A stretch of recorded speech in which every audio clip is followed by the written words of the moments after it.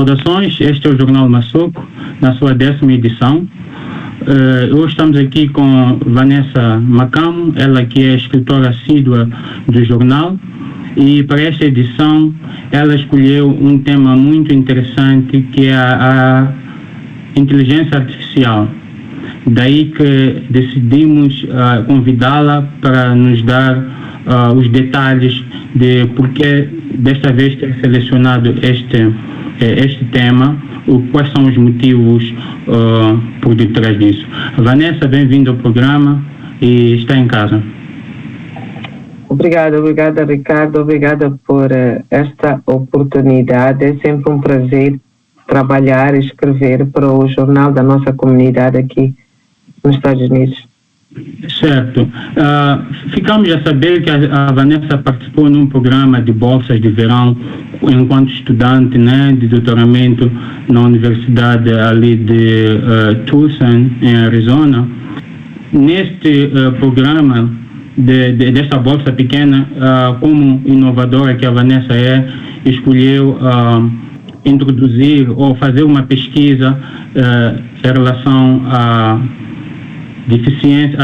deficiência, né, auditiva, ou para pessoas com deficiência auditiva. Fala-nos um pouco desse projeto e qual é o objetivo que a Vanessa encontrou para poder abraçá-lo.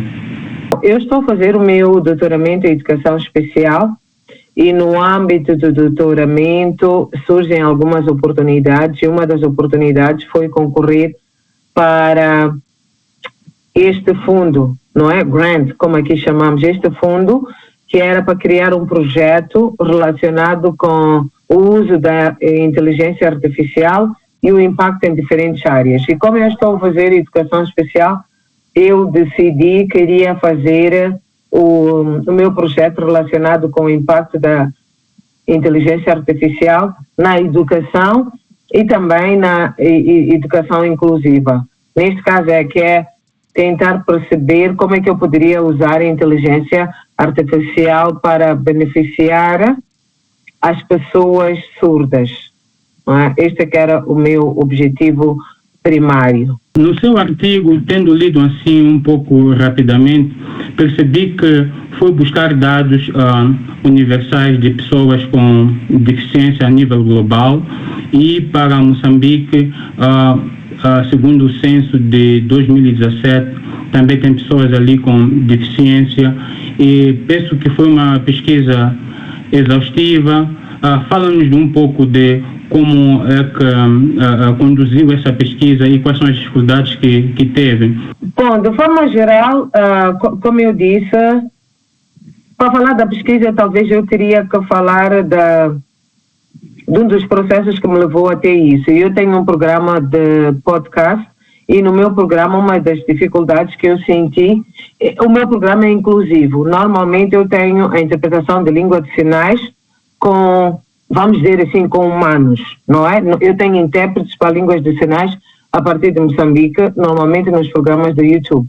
Mas um dos desafios que eu encontrei é que, em algumas situações, quando nós não temos os intérpretes para a língua de sinais a partir de Moçambique, o que pode acontecer é que, se nós tivermos uma pessoa surda no nosso programa, essa pessoa surda não vai poder aceder ao programa, porque eu particularmente não sei fazer uso da língua de sinais. Por conta disso, decidi investigar, não é, fazer a pesquisa, como é que os outros países, tanto à volta de Moçambique ou no mundo, têm feito o uso dos aplicativos que permitem, não vou dizer traduzir, é interpretar a língua local usando a inteligência artificial para a língua de sinais.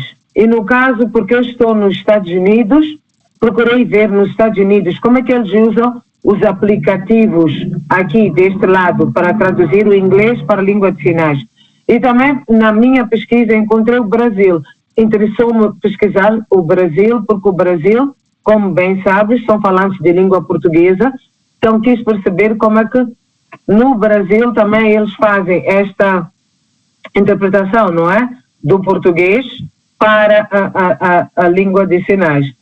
E se formos a falar em termos de desafios, como estávamos a dizer, eu não sei, o primeiro aspecto que eu encontrei são os dados, em termos de estatística, né? Eu não sabia que nós tínhamos mais de 300 línguas de sinais. Eu pensei que era simplesmente procurar ver como é que os Estados Unidos faz o seu aplicativo, como é que o Brasil, porque fala português, faz o seu aplicativo e aplicar para o contexto moçambicano. Mas não é tão bem assim. Cada país tem que ter a sua base de dados, não é, na sua língua, para que possa fazer o aplicativo.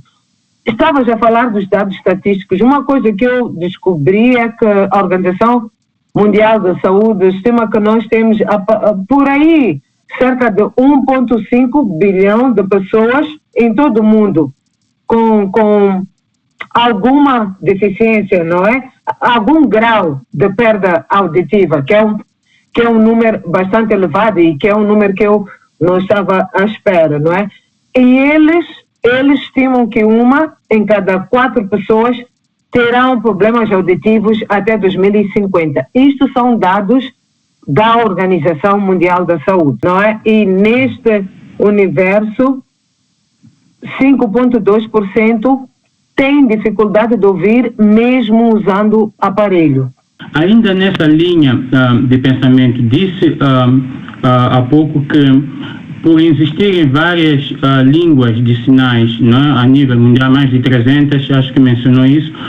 Em Moçambique, temos única língua ou ainda precisamos também consolidar para uma única? Nós, o governo moçambicano, também já reconheceu que nas escolas, por exemplo, ou por outra, a língua de sinais moçambicana pode ser reconhecida. Portanto, em Moçambique nós temos a língua de sinais moçambicana. Nós temos aquilo que é o meu conhecimento, posso não falar com propriedade em relação às pessoas que estão na matéria, mas das pesquisas que eu já fiz, nós temos a língua de sinais, podemos ter variações localmente, né? Por exemplo, podemos dizer assim que no Niassa, embora seja a língua de sinais moçambicana, pode ter a sua variação, por exemplo, com Maputo, né? A forma de comunicar um sinal pode ser diferente. Então, nós ainda precisamos desta uniformização. Como é que pode-se minimizar o impacto da educação ou mesmo para a comunicação no dia a dia para as pessoas com este problema de audição, para minimizar as suas vidas, né, no cotidiano? Bom, uma das formas é esta que eu tomei a iniciativa de fazer. Ainda com o meu programa de televisão em Moçambique, antes mesmo de estar em Arizona, uma das coisas que eu fiz foi, e o meu programa foi, posso dizer isso com toda a certeza, foi o primeiro programa de jovem para jovem, na hora que nós temos os programas de entretenimento em Moçambique, que tinha inclusão para a língua de sinais, não é? Que era ter os intérpretes de língua de sinais enquanto estamos a discutir temas que não são necessariamente noticiário, não é? Ou não são necessariamente sérios, mas temas de jovens para jovens, não é? Porque o meu programa é de jovem para jovem. Discutimos diversos temas, desde liderança, acesso ao emprego, acesso a bolsas de estudo. Então, é ter programas que possam ser inclusivos, não é? Através do uso da interpretação para a língua de sinais, que era o meu caso. Eu fiz a parceria com a Remote Line, que desde já agradeço, abraçou a minha causa e tinha em todos os programas que eu gravava um intérprete para a língua de sinais. No âmbito deste projeto da Vanessa, que contactos para Moçambique, não é, para contribuir, de certa forma, na melhoria da vida de pessoas com deficiência auditiva?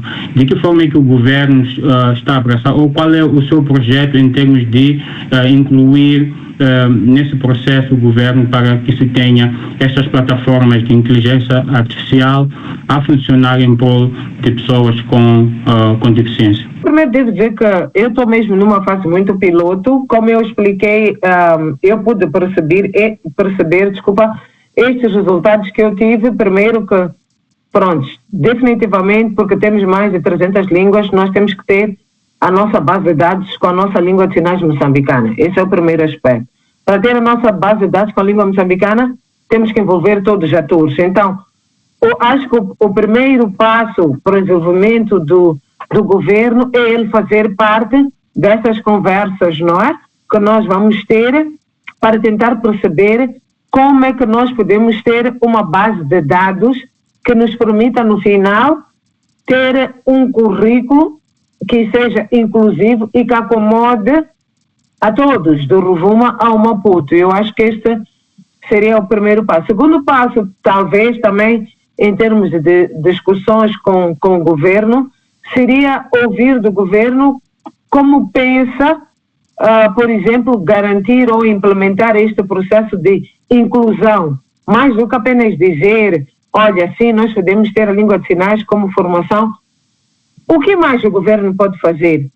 Será que pensa em algum momento ter também a língua de sinais como parte do ensino, em que a pessoa escolhe se vai aprender em português ou vai aprender na língua de sinais ou vai aprender as duas? Acho que seria mais numa fase de pesquisa e perceber o que existe, o que está a acontecer para, de forma conjunta, caminhar. Sua Excelência, o presidente Daniel Francisco Chapo esteve nos Estados Unidos a fazer auscultações e conversa essa de governação inclusiva.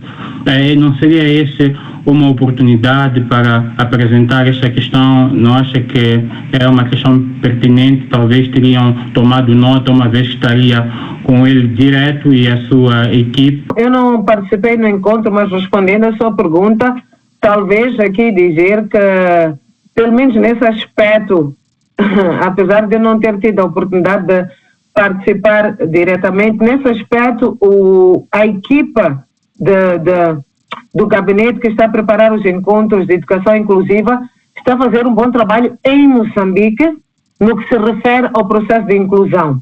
Porque eu estive a acompanhar muito recentemente que o Fórum das Organizações das Pessoas com Deficiência e algumas organizações também das pessoas com deficiência tiveram um encontro, não é, com a parte da comitiva em Moçambique que está a organizar os encontros inclusivos.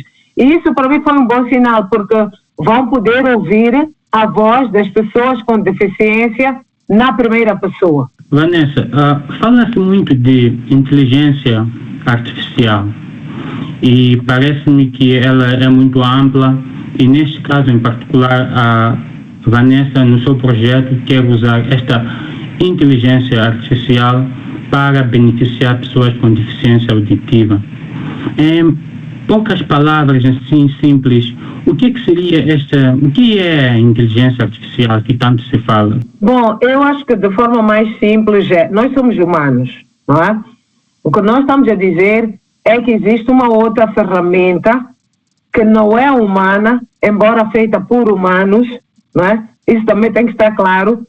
Foi a inteligência humana que nos levou a esta inteligência artificial, que para mim é ter uma ferramenta que é de suporte para aquilo que tu, como humano, não tens a capacidade de fazer, não é?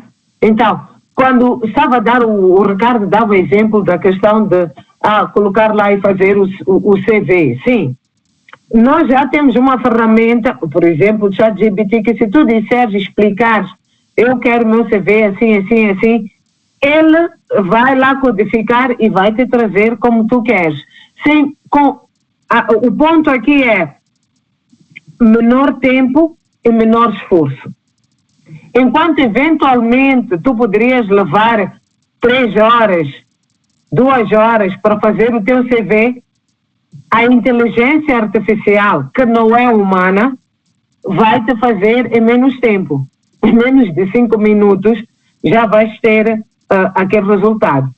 No meu caso, quando eu penso, e falou de vidas humanas, e é muito importante, para mim é precisamente para apoiar essas vidas humanas que neste momento estão a ser exclusas porque não têm acesso à comunicação. Por exemplo, uma pessoa surda que está num programa, não é, de televisão, ou está numa conversa Zoom, e não tem alguém que possa transmitir a sua questão, essa pessoa está a ser exclusa do processo. Uma pessoa surda, por exemplo, que vai passar por um processo de, o país está a organizar campanhas, não é? de votação, por exemplo, ou campanhas, vamos lá dizer, de vacinação, para sairmos da política. Campanhas de vacinação passam no público, passam mensagens. Mas se eu tenho deficiência auditiva, eu não vou saber que aquela campanha está a dizer que eu tenho que ir ao hospital de 15 a 20 apanhar a vacina contra sarampo, por exemplo. Não tenho acesso a essa informação. Então, se eu vou ao hospital, por exemplo, e são casos reais, vou ao hospital, encontro um médico formado. Eu quero explicar ao médico que eu estou doente, eu não estou me sentir bem. Mas aquele médico não tem formação em língua de sinais, porque o nosso ensino regular não prevê o uso, não é? Da língua de sinais. Então, aquele médico não sabe me ouvir, não sabe perceber o que eu tenho para dizer. O que eu estou a dizer é, vamos ter um aplicativo, não é? Uma ferramenta que pode estar no teu telefone, em que tu, ao chegares ao médico, tu dizes o que é que tu queres. O médico vê. O médico pode falar para essa ferramenta, não é? E a ferramenta vai ter a língua de sinais que vai interpretar para ti, como pessoa surda. E minimiza aquela barreira que existe de comunicação. Uma coisa que eu gosto de conversar com a Vanessa é que, e também fazer este programa, é que eu faço sem um script e as perguntas vão aparecendo naturalmente e a pessoa acaba explorando outros campos. Não tenho mais questões para hoje, era mesmo para agradecer, porque vi que o tema é muito interessante e não podia deixar só ir ao ar no jornal, mas sem falar com a autora, não é? E entender mais ou menos esses subsídios que a Vanessa nos trouxe aqui.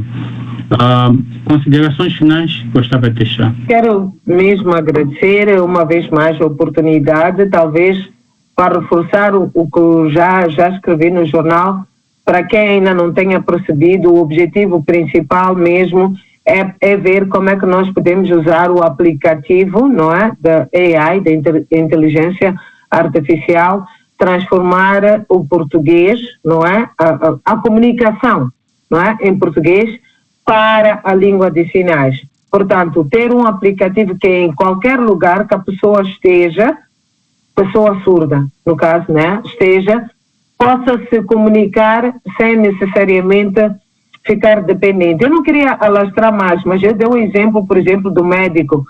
A situação inversa também acontece. Acontece que a pessoa surda muitas vezes perde a privacidade. Há consultas que nós não temos que ter uma pessoa que nos acompanhe, porque são questões íntimas, né? Alguns momentos pessoas até adultas, mas porque não sabem como se comunicar com o médico, tem que ter uma segunda pessoa. Exato. Não é? Então, a questão da privacidade acaba se perdendo, não é? Acabamos violando um direito que a pessoa tem. O outro aspecto que eu já tinha dado exemplo é mesmo a questão da comunicação.